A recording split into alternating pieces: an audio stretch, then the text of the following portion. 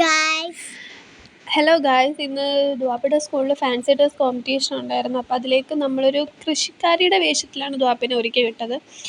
അതൊക്കെ എനിക്ക് ഇഷ്ടപ്പെട്ടു. പക്ഷേ ഒരുങ്ങി വന്ന് സ്റ്റേജിലെത്തിയപ്പോൾ കുഞ്ഞിൻ്റെ കയ്യിൽ തോക്കായിരുന്നു.